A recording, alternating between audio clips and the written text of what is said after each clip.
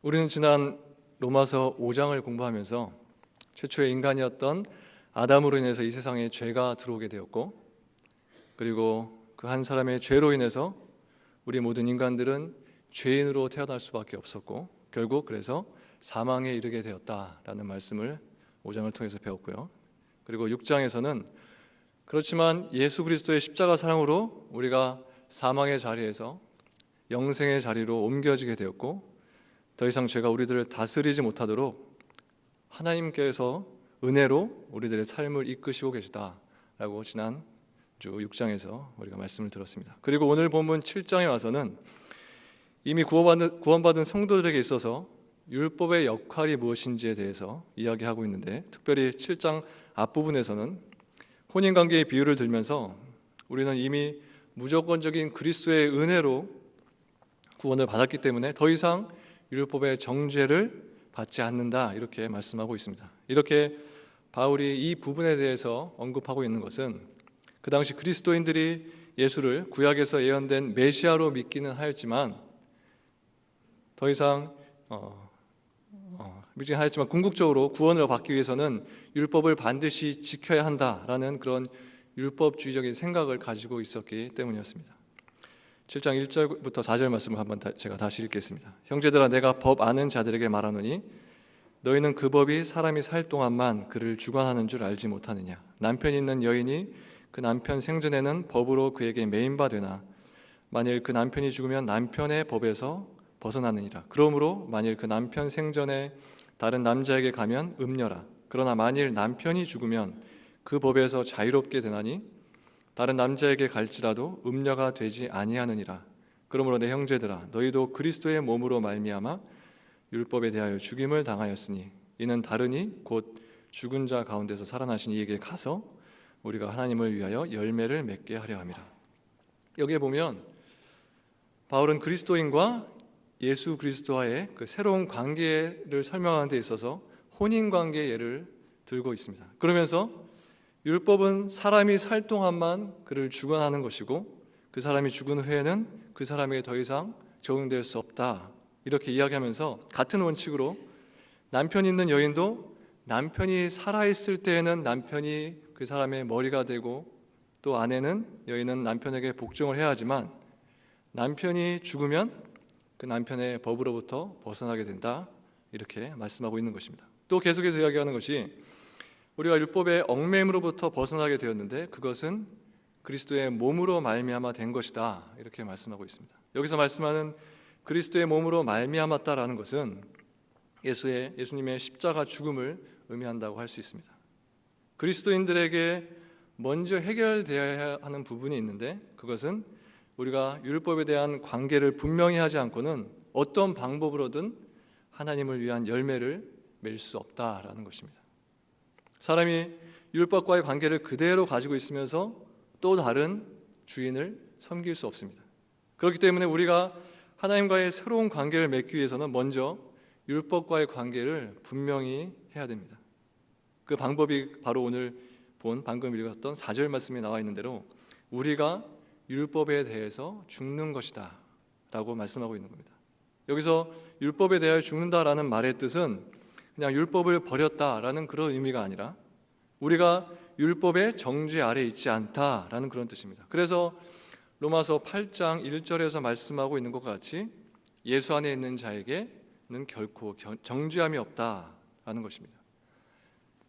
또한 율법에 대하여 죽임을 당하였다라는 이 말은 우리가 율법의 지배를 받지 않는다라는 뜻을 가지고 있습니다. 물론 율법이 모든 죄인들을 지배하는 역할을 가지고 있지만, 하지만 우리 그리스도인들은 이미 율법에 대해서 죽은 사람들이기 때문에 율법에서 벗어나 그로부터 자유로울 수 있다라는 것입니다.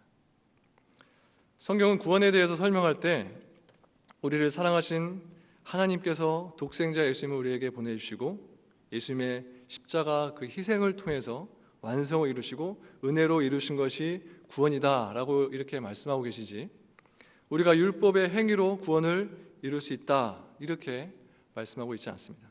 하지만 율법은 하나님께서 우리 인간들에게 주신 것이기 때문에 비록 율법으로 우리가 구원을 얻을 수 있지는 못하지만, 그렇게 얻을 수 없지만 그리스도인으로서 그 율법을 지키며 사는 것은 어찌 보면 당연한 것이다 할 수 있습니다. 율법은 우리에게 거울과도 같은 것이라 생각이 됩니다. 그래서 내가 현재 거룩한가? 현재 거룩하지 못한가? 아니면 내가 현재 하나님이 원하신 대로 살고 있는가? 아니면 하나님이 원하신 대로 살지 못하고 있는가? 이러한 것들을 율법을 통해서 내 모습을 바라보고 정확히 점검해 나갈 수 있다고 하는 것입니다. 5절 말씀을 읽겠습니다. 우리가 육신에 있을 때에는 율법으로 말미암는 죄의 정욕이 우리 지체 중에 역사하여 우리로 사망을 위하여 열매를 맺게 하였더니, 여기에 나오는 육신이라는 단어를 바울은 영과 대조가 되는 개념으로 사용을 하였는데, 육신 이 자체가 악한 것, 나쁜 것은 아니지만 이 육신을 통해서 우리가 죄의 노예가 될 수 있기 때문에 지난주에 본 6장 12절에서는 이 육신을 가리켜서 곧 죽을 몸이다 라고 이렇게 표현을 하고 있습니다. 이런 이유에서 바울은 그리스도를 알기 이전의 상태에 대해서 육신이라고 말하고 있고, 또한 그리스도를 알지만 시기와 분쟁 가운데 있는 사람들에게도 바로 육신에 속한 사람이다 라고 이렇게 말씀하고 있습니다. 그래서 이 말씀은 곧 그리스도를 믿는 성도라면 신분상으로는 영에 속한 사람들이라 할 수 있지만 여전히 또한 육에 속한 사람들이 있다라는 그런 말씀입니다. 그리고 5절 중간에 나오는 죄의 정욕이 우리 지체 중에 역사했다라는 말씀에서 여기 지체라고 하는 것은 우리 인간의 몸의 각 부위를 가리키는 단어입니다. 그래서 우리 몸 전체가 죄의 도구가 되어서 범죄하게 된다는 것이죠. 우리의 눈이 무언가를 보고 탐심을 품게 되고 탐욕을 품게 되고, 또 우리의 발이 가서 또는 우리의 손이 가서 죄를 짓게 된다는 겁니다. 그만큼 우리 육신이, 또 우리 인간들이 그렇게 유혹에 넘어가기 쉽고 또한 약한 존재라고 하는 것입니다. 그래서 이 5절 말씀에서 이야기하고 있는 것은 우리가 그리스도를 알기 이전에는 죄 가운데 살면서 하나님과의 단절된 상태에 있었다라는 것을 말씀해 주고 있습니다. 7절 말씀입니다. 그런즉 우리가 무슨 말을 하리요? 율법이 죄냐? 그럴 수 없느니라. 율법으로 말미암지 않고는 내가 죄를 알지 못하였으니 곧 율법이 탐내지 말라 하지 아니했더라면 내가 탐심을 알지 못하였으리라.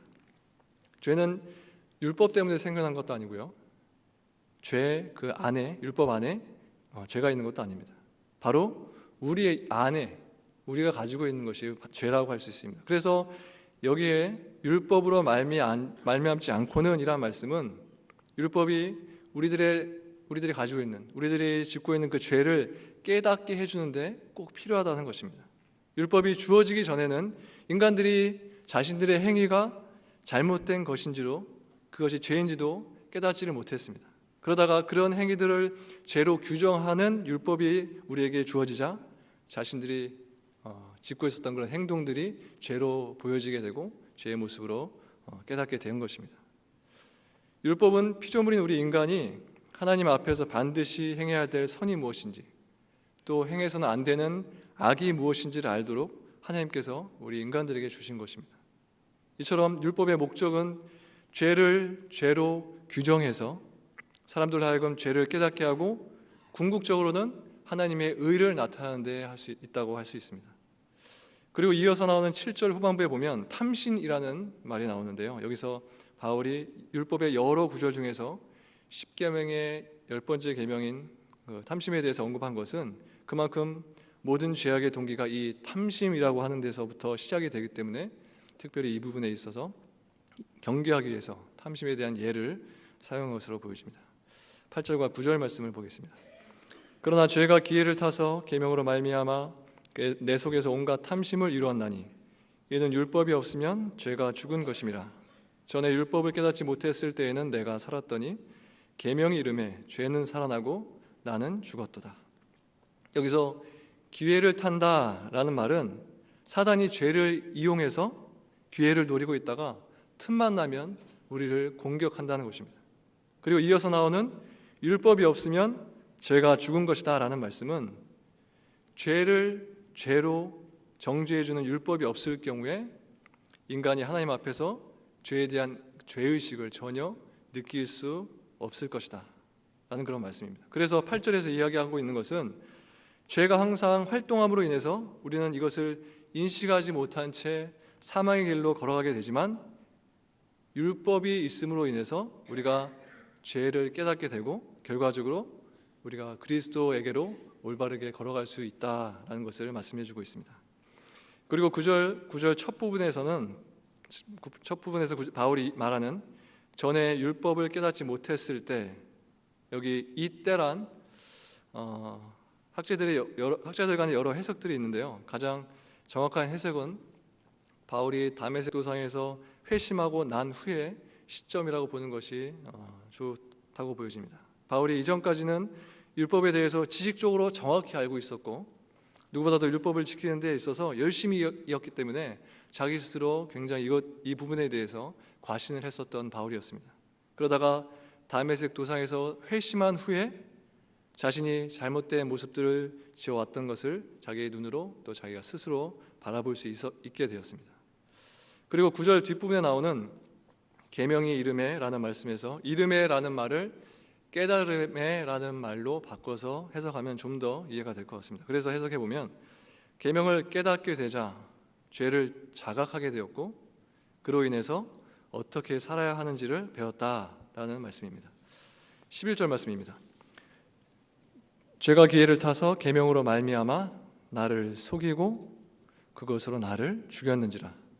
이 11절은 표현 반법상 조금 전에 보았던 8절 말씀과 같지만, 8절은 죄를 드러나게 하는 계명에 초점을 맞추고 있는 반면에 여기 11절은 계명을 통해서 죄가 사람들에게 철저한 좌절감을 맛보게 한다, 이 부분에 초점을 두고 있습니다.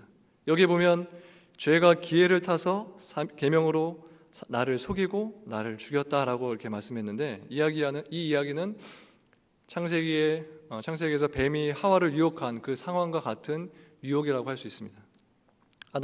하나님이 아담과 하와에게 말씀하시기를 동산의 모든 나무의 열매를 너희들이 먹을 수 있지만 선악을 알게 하는 나무의 열매는 먹어서는 안 된다, 이렇게 말씀하시면서 그것을 먹게 되면 너희들이 반드시 죽게 될 것이다, 이렇게 말씀했습니다. 아담과 하와가 이 말씀을 듣고 선악을 알게 하는 나무의 열매를 제외하고 모든 나무의 열매들을 맛을 봤을 거라 생각됩니다.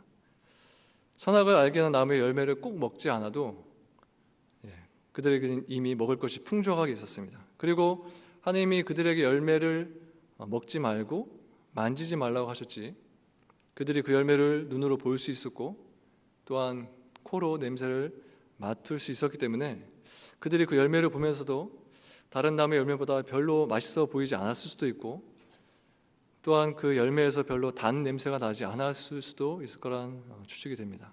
그러나 무엇보다도 하나님이 그 열매를 먹지 말라고 그렇게 명령하셨기 때문에 그들은 그 열매에 대해서 전혀 관심을 갖지 않은 상태에 있었습니다. 하지만 사단은 너희가 그것을 먹어도 죽지 않을 것이고 눈이 밝아져서 하나님과 같이 선악을 너희들이 알게 될 것이다, 이렇게 유혹을 했고, 결국 아담과 하와가 그 유혹에 넘어가서 전에는 그 선악을 알게 하는 나무의 열매가 그렇게 보이지 않았지만, 그들 관심 밖에 있었지만, 그 후로는 그 열매가 먹음직도 하고 보암직도 하고 아주 탐스럽게 보였다는 것입니다. 그렇게 사단은 그들을 달콤하게 유혹을 했습니다. 오늘날도 마찬가지로 사단은 하나님이 정해주신 것들을 우리가 할 수 없도록 그렇게 막고 있습니다.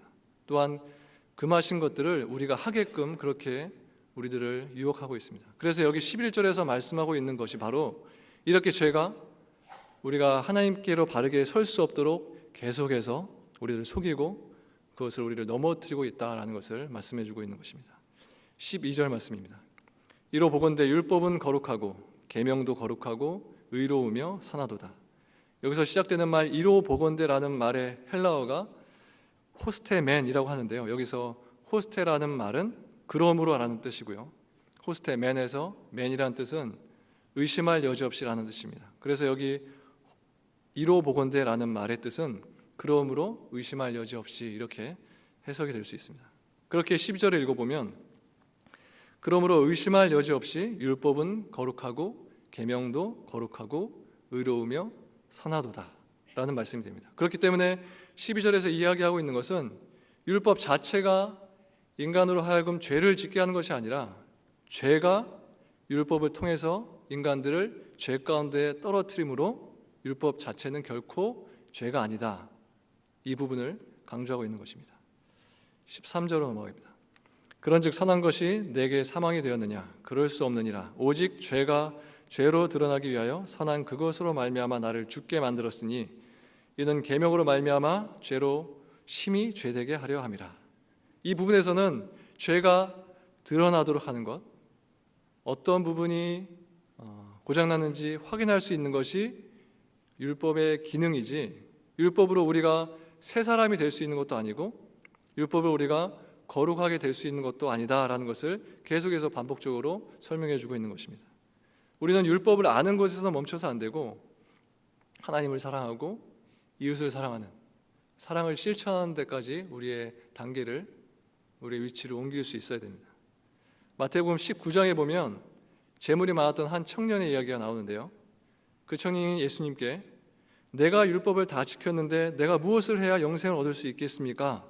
이렇게 예수님께 한 청년이 질문했습니다. 그때 예수님이 말씀하시길 내 재산을 가난한 사람들에게 다 나눠주라, 이렇게 예수님이 말씀하십니다. 그런데 부자 청년이 그렇게 하지 못하고 근심하며 돌아갔다라고 말씀합니다. 이 말씀에서 우리는 자기가 가진 것을 포기할 줄 모르는 부자 청년의 모습을 생각할 수도 있지만, 또 한편으로는 가난한 사람을 사랑할 줄 모르는 그 사람의 마음 또한 우리가 보게 된다는 겁니다. 자기 스스로 율법을 잘 지켰다고 자부하는 사람이 가난한 사람을 도와주는 그 일에 있어서는, 사랑의 실천에 있어서는 마음을 닫아버리는 그 모습을 보면서 그 사람은 예수님과 연합되지 못하고 또한 구원받은 자의 모습을 갖추지 못했다라고 볼 수 있는 것입니다. 지난주에 제가 다운타운에 갈 일이 있어서 지하철을 타고 내려갔는데요, 그 시간이 꽤 이른 아침 시간이었습니다. 지하철에 있는 승객들을 보니까 다들 출근길에 그리고 등교길에 굉장히 피곤한 듯한 모습들이었습니다. 몇 정거장이 지나고 한 할아버지가 타셨는데 대부분의 승객들이 젊은 사람들이었기 때문에 그분이 제 눈에 띄었습니다. 한 80세가 넘어 보이는 분이셨는데 제가 보기에 지하철에 서 있는 것조차 좀 불안할 정도로 그렇게 보였습니다. 그런데 가까운 곳에 앉아있던 사람들이 그분에게 전혀 눈길조차 주지 않았습니다. 그래서 제가 좀 멀리 떨어져 앉아 있었지만 그분께 사인을 주고 제가 앉았던 자리에 앉으라고 말씀을 드렸습니다. 그랬더니 그분이 아무 말씀도 없이, 그리고 아무 표정의 변화도 없이 그냥 제가 앉았던 그 자리에 앉으셨습니다. 그래서 제가 속으로 생각하기를 캐네디언들은 고맙다는 표현을 굉장히 잘하는데 이분은 좀 이상하네, 젊은 사람이 자리를 양보하니까 당연하다고 생각을 한 걸까?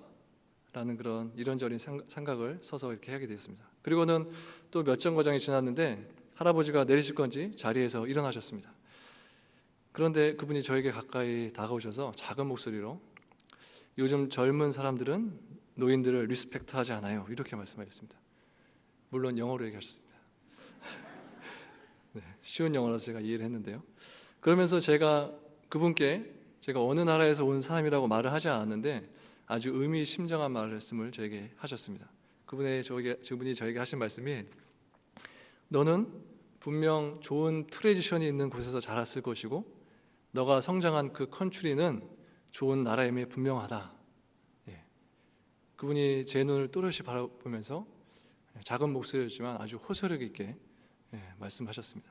저를 칭찬해 주니까 기분이 좋으면서도 또 제 나라인 한국을, 그분이 한국인인지 모르겠지만 제 나라에 대한 칭찬해 주니까 기분이 좋으면서도 한편으로는 현재를 살아가는 우리 세대가 노인들을 생각하지 못하고 있고 또 우리들에게 사랑이 많이 부족하구나라는 그런 생각을 하게 되니까 참으로 안타까운 심정도 갖게 되었습니다. 오늘 본문에서 이야기하고 있는 것이 이것입니다. 우리가 율법을 잘 알고 있고 머리로 완전히 이해하고 있다고 하더라도 남을 위해 헌신하는 사랑의 실천이 없다면 그것은 우리에게 아무런 유익이 되지 않는다라는 것입니다. 14절과 15절 말씀입니다. 우리가 율법은 신령한 줄 알거니와 나는 육신에 속하여 죄 아래에 팔렸도다. 내가 행하는 것을 내가 알지 못하노니 곧 내가 원하는 것은 행하지 아니하고 도리어 미워하는 것을 행함이라. 여기 15절에서 말하는 나는 육신에 속한다라는 말은 우리가 죄로 말미암아 죽을 수밖에 없는 연약한 인간들이다라는 것을 이야기하고 있는 것이고, 이어서 나오는 죄 아래 팔렸도다라는 것은 본래 우리는 죄의 노예가 아니었지만 최초의 인간이었던 아담의 범죄로 인해서 우리가 사망에 이르렀고 결국 멸망에 이르렀다라는 것입니다. 또 15절에 바울이 말하고 있는 내가 행하는 것을 내가 알지 못한다라는 뜻은 바울이 자신이 행하는 것 자체를 깨닫지 못한다라는 그런 의미가 아니고요, 자신이 원했던 것과 실제로 행동으로 옮겨지는 것에 있어서 너무나도 큰 차이가 있었기 때문에 이런 자신의 행위에 대해서 본인 스스로 자신을 결코 이해할 수 없다, 그런 의미를 담고 있는 것입니다. 이 부분은 아마 우리 성도들도 똑같이 느끼고 있는 부분이 아닐까 생각이 됩니다. 하나님이 나에게 원하시는 바를 내가 알기에 그렇게 행동하길 원하지만 정작 나의 행동이 그것과는 다르게 움직여집니다. 남에게 어떤 말을 또는 어떤 행동을 하면 안 된다는 것을 머리로는 알지만 그 순간 참지 못하고 어느샌가 생각과는 다른 그런 행동들과 말을 할 때가 우리에게 너무나도 많이 있습니다.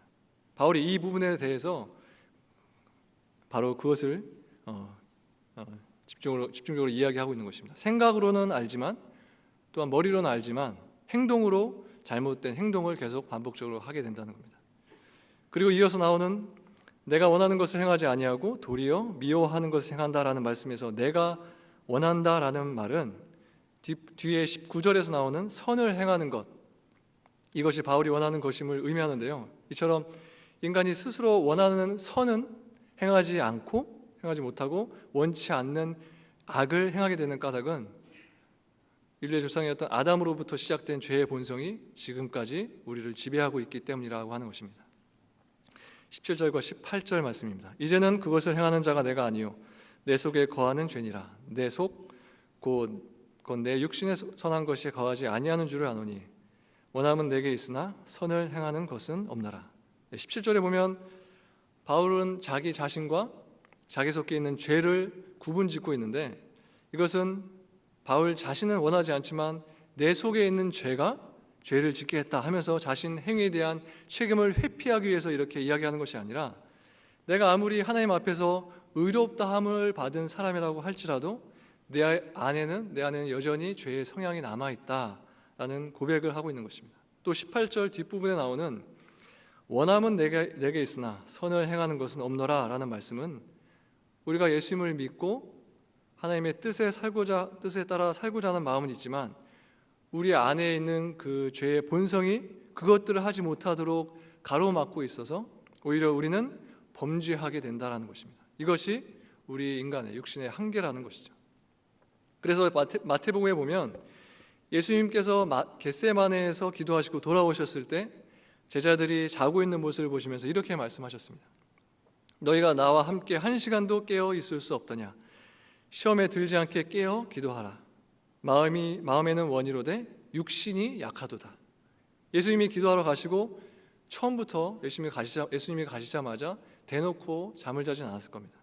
처음에는 조금 졸다가 버티다가 그렇게 끝내 잠에 떨어지게 되었을 텐데, 우리의 육신이 이렇게 약하다는 겁니다. 우리의 의지만으로 우리가 원하는 그런 모든 것들을 다 우리의 행동으로 할 수 없다는 것이죠. 다음 말씀입니다. 19절에서 20절 말씀. 내가 원하는 바 선은 행하지 아니하고 도리어 원하지 아니하는 바 악을 행하는도다. 만일 내가 원하지 아니하는 그것을 하면 이를 행하는 자가 내가 아니요 내 속에 거하는 죄니라. 여기 19절 말씀은 15절부터 18절까지의 말씀을 요약해 주고 있는 말씀인데요, 여기서 바울이 이야기하고 있는 것은 이미 구원을 받은 성도라고 할지라도 우리가 연약한 육신을 가지고 이 세상에 사는 이상 완전히 죄와 끊겨질 수 없기 때문에 끊임없이 죄와 그렇게 싸워 나가야 된다라는 겁니다. 그리고 20절 앞부분에 만일 내가 원하지 아니하는 그것을 하면, 이렇게 20절이 시작되고 있는데, 이 말씀은 16절의 첫 부분과 같은 것이지만 내용상으로는 조금 차이가 있습니다. 먼저 16절에서 말하고 있는 것은 자기 안에 있는 죄의 본성이 죄를 짓게 하는 것이기 때문에 율법이 악한 것이 아니고 율법은 선한 것이고, 율법은 선한 것이다, 이렇게 말씀하고 있고 이 부분에서 강조하고 있고요. 뒷부분에 나오는 20절은 자신이 원하지 않는 죄를 자꾸만 짓게 되는 이유가 나의 타락함 때문이고 내가 가진 죄의 본성 때문이다 라는 것을 강조하고 있는 것입니다. 그리고 20절 뒷부분에 이어서 나오는 이를 행하는 자는 내가 아니요 내 속에 거하는 죄니라 라는 이 말씀은 17절과 또 반복되는 말씀인데 17절에서 의미하는 바와 같이 여기서도 마찬가지로 인간의 타락한 본성을 강조하고 있는 그런 말씀이다라고 할 수 있습니다. 21절부터 23절까지 말씀입니다. 그러므로 내가 한 법을 깨달았노니 곧 선을 행하기 원하는 나에게 악이 함께 있는 것이로다. 내 속사람으로는 하나님의 법을 즐거워하되 내 지체 속에서 한 다른 법이 내 마음의 법과 싸워 내 지체 속에 있는 죄의 법으로 나를 사로잡는 것을 보는도다. 여기 21절에서 말하고 있는 한 법이라고 하는 것은 율법 또는 하나님의 법으로 이렇게 해석될 수도 있지만 문맥상으로 보면 가장 좋은 해석은 많은 학자들이 주장하고 있는 것처럼 한 원리 또는 한 철칙으로 해석하는 것이 맞는 것 같습니다. 그래서 20절을 그렇게 해석해 보면 그러므로 내가 한 원리를 깨달았는데 곧 그것이 선을 행하기 원하는 나에게 악이 함께 있는 것이다. 이렇게 해석이 됩니다.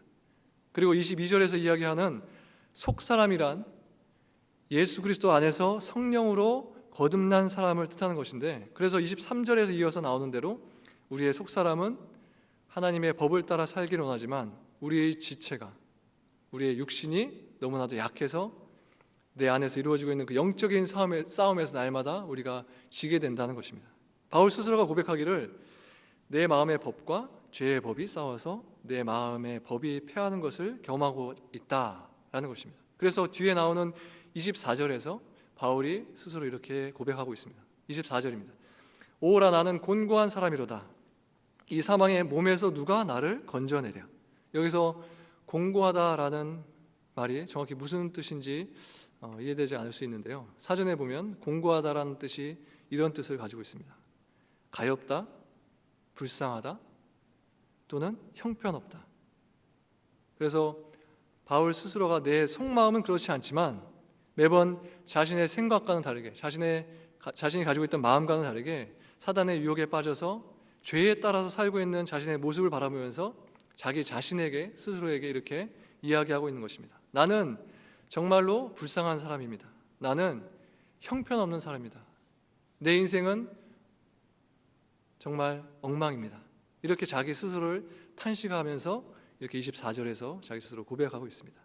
그러면서 고백하는 것이 이처럼 내가 죄 가운데 벗어나지 못한 인생을 살고 있는데 누가 이 사망으로부터 나를 건져낼 수 있겠습니까? 이렇게 자기 스스로 질문하면서 25절에서 자기 스스로 또 그 질문에 대한 답을 말씀해 주고 있습니다. 25절입니다. 우리 주 예수 그리스도로 말미암아 하나님께 감사하리로다. 그런즉 내 자신의 마음으로는 하나님의 법을 육신으로는 죄의 법을 섬기노라. 바울은 그토록 공고한 상황 가운데 있으면서도 인간이 결국에는 사망에 처할 수밖에 없지만 하나님께서 예수 그리스도를 보내주시고 예수 그리스도의 십자가 희생을 통해서 우리 인간들을 구원하셨다는 그 하나님의 구원의 은총에 대해 감사하면서 25절에서 우리 주 예수 그리스도로 말미암아 하나님께 감사하리로다 이렇게 고백을 하고 있는 것입니다. 우리에게도 이런 고백이 필요합니다. 하나님, 날마다 죄 가운데 빠져있는 나를 건져내 주십시오. 점점 죄의 진흙탕 속으로 빠져들고 있는 나에게 손을 내밀어 주셔서 그곳으로부터 나를 빼내 주십시오. 이렇게 고백하고 외쳐야 성령님의 도우심이 우리에게 체험될 수 있을 것입니다.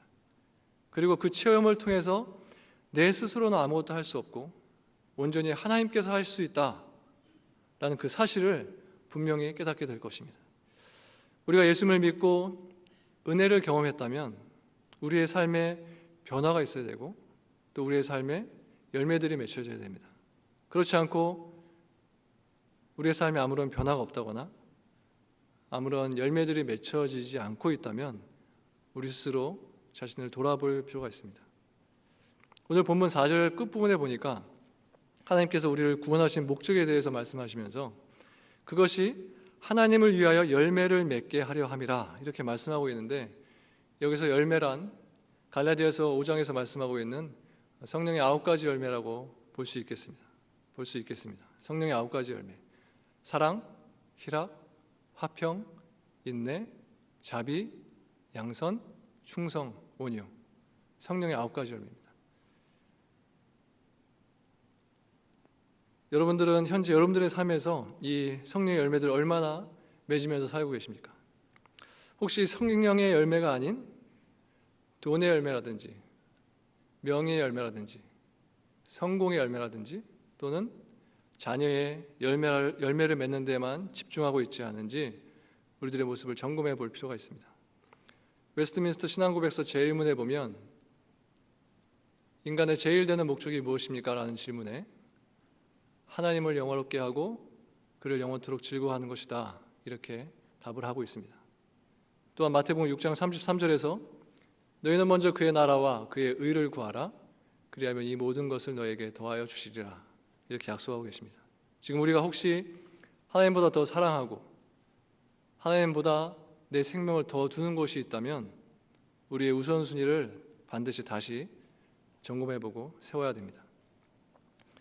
하나님께서 오늘 본문을 통해 우리에게 주시고자 하시는 메시지는 너희가 율법을 지키는 것도 물론 중요하지만 그보다도 그리스도인으로서 기본적으로 갖춰야 하는 것, 사랑하는 것, 늘 기뻐하며 감사하는 것, 참을 줄 아는 것, 선한 마음을 갖는 것, 이런 기본적인 모습들이 우리에게 먼저 있기를 바라시는 하나님의 마음을 오늘 본문을 통해서 보게 됩니다.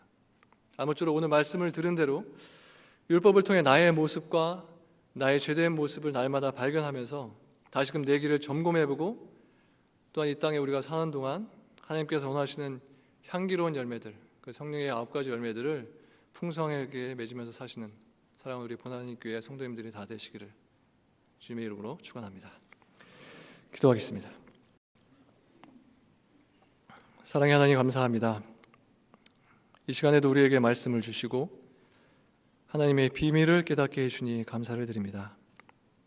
오늘 말씀을 들은 대로 주에서 우리를 구원해 주신 예수 그리스도를 날마다 의지하며 사는 우리들이 되게 해주시고 우리가 약해 있을 때마다 하나님을 바라볼 수 있도록 저희와 늘 동행해 주시기를 원합니다.